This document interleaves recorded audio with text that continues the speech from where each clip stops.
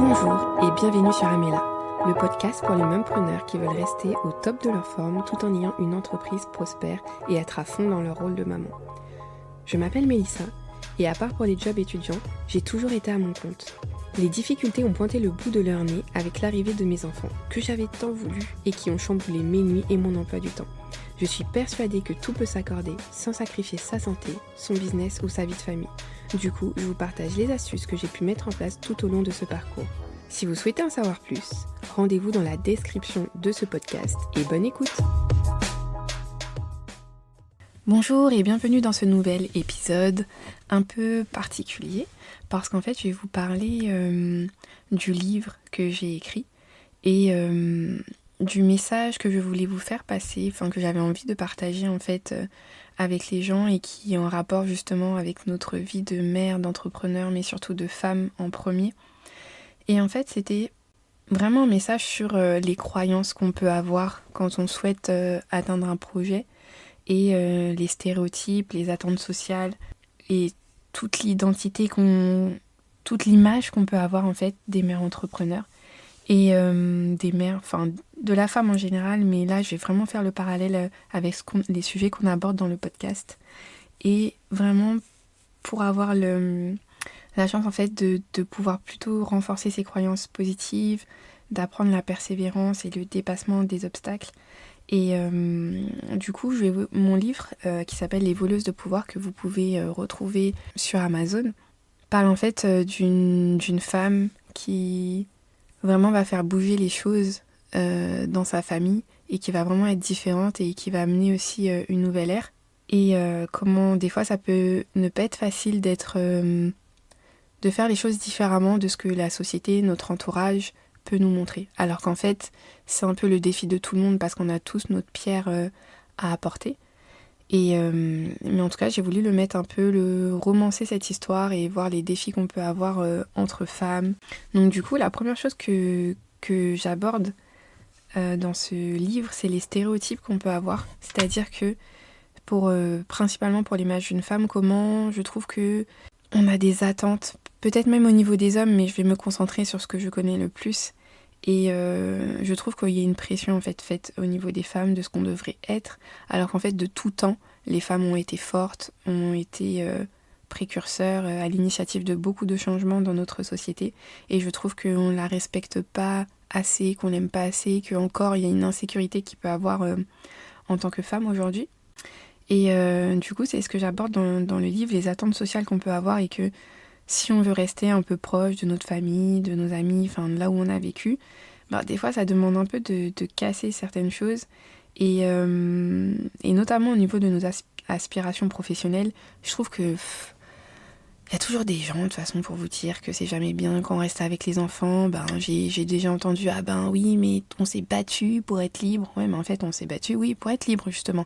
Pas être libre de faire tout, de travailler, d'avoir des enfants, mais pour avoir le choix soit de rester avec eux, ou soit de faire les deux, ou encore créer totalement la vie qu'on pouvait avoir, qu'on avait envie d'avoir. Et du coup je trouve qu'en tant que mère entrepreneur, quand on veut faire les deux, je trouve que ça demande un peu de se battre parfois pour certaines choses, ou en tout cas de s'affirmer sur des modèles qui sont pas encore les plus courants. Et c'est ce que j'aborde un peu dans mon livre, parce qu'en fait la fille du personnage principal est élevée de cette manière. Elle est élevée de manière à être elle-même et à faire ce que bon lui semble, et ça va pas plaire à tout le monde en fait. Ça va pas plaire à sa grand-mère, donc à la mère du personnage principal. Et qu'en fait, même si on se sent libre, même si on s'affirme, on a toujours quand même une influence. Et du coup, je voulais parler dans ce livre du fait de choisir ses propres croyances. Comment, grâce à l'introspection, à la force d'affirmer à chaque pas ce que nous, on veut et d'oser explorer qui on est, ça nous aide en fait à choisir nos propres croyances et à sortir de ce qu'on a pu nous donner. Et je pense que c'est quelque chose de naturel en fait.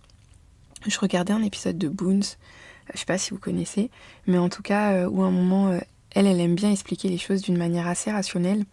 Et elle disait que c'était normal en fait qu'on était élevé d'une façon, mais qu'on était clairement là pour remettre en question l'ordre établi, ce qui était bon pour nous et de créer quelque chose de nouveau. Et je pense qu'on est un peu tous là pour ça à chaque fois, pour apporter, comme je disais, notre pierre, mais apporter quelque chose de nouveau et j'espère améliorer de plus en plus notre société.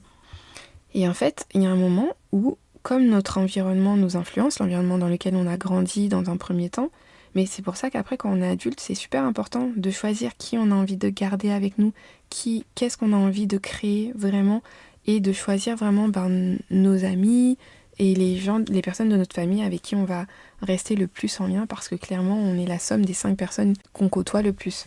La manière de remettre en question nos croyances limitantes, c'est tout simplement d'oser oser avoir une réflexion critique sur notre vie, se poser et voir, ok, et même si mentalement vous n'arrivez pas à voir ce qui vous va pas, juste sentez dans votre corps, est-ce que quand je suis là, je me sens bien, est-ce que je me sens épanouie, est-ce que je sens que j'ai envie de progresser, d'être mieux, ou au contraire, est-ce que je sens que c'est serré, c'est crispé, c'est fatigant, c'est énergivore, et là, au contraire, ça veut dire qu'il y a des choses où vous vous adaptez peut-être trop et qui ne sont pas des choses qui vous conviennent. Et c'est pareil dans l'entrepreneuriat en fait. Est-ce que vous avez une manière d'entreprendre qui vous va? Ou est-ce qu'au contraire, vous êtes attaché à des modèles parce que c'est ce que vous avez et que vous n'osez pas forcément créer le vôtre complètement? Et c'est pareil aussi dans votre vie, au niveau de la maternité. En fait, dans tout, voir chaque domaine de votre vie et voir, est-ce que là j'ai de l'énergie? Est-ce que là ça me convient vraiment? Est-ce que c'est vraiment là où j'ai envie d'aller? Et ensuite, quand vous avez fait ce tour-là, c'est renforcer ses croyances positives. Et c'est ce qui se passe en fait au niveau du livre à un moment quand elle a cessé un peu d'être en lien avec sa famille. Elle a réussi à créer vraiment un environnement qui lui convenait plus et mieux. Et ça a pris du temps et c'était malheureusement un peu dans la douleur. Mais après, on arrive à créer quelque chose qui nous convient mieux et donc de plus positif et qui permet d'être un exemple aussi pour les autres. Ça demande de s'affirmer énormément, de visualiser vraiment ce qu'on veut et de s'imaginer que c'est possible et comment c'est possible et après de laisser un peu faire les choses, la vie, puisque ça vous aidera à faire des choix au fur et à mesure. On ne peut pas changer tout complètement d'un coup, ça demande parfois du temps.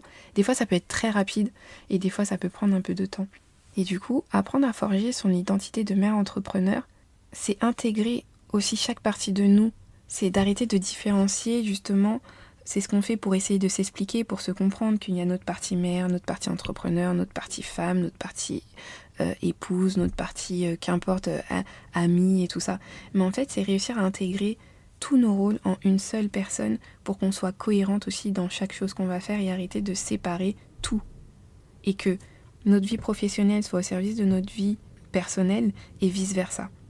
Comme je vous ai dit dans un autre épisode, moi ça me nourrit d'être maman. Quand je suis maman, j'ai encore plus envie d'entreprendre en fait. Et quand j'entreprends, c'est aussi pour être au service de mon côté maman.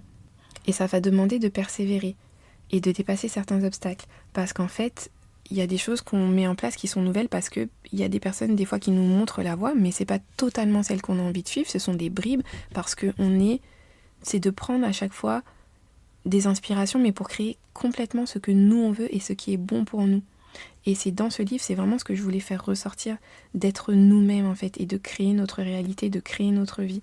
Voilà, je voulais aborder ces quelques points pour vous encourager à être vous-même, à créer de votre propre vie, vos propres règles, à croire que c'est possible, et continuer à explorer, à vous développer, à avoir vraiment ce qui vous convient, et à développer votre confiance en vous. Je vous dis à bientôt pour un prochain épisode, où je vous parlerai encore un peu plus du livre, mais toujours en rapport avec le sujet du podcast. Et voilà, l'épisode est terminé. Merci d'avoir été à l'écoute. Pense à regarder la description afin d'avoir les ressources mentionnées. Si tu as apprécié ce moment, tu peux mettre 5 étoiles et un commentaire sur la plateforme de ton choix. Si tu penses que ça pourrait parler à une connaissance, pense à lui partager. Je te dis à bientôt pour de nouvelles astuces. Entre mêmes preneurs, on se comprend.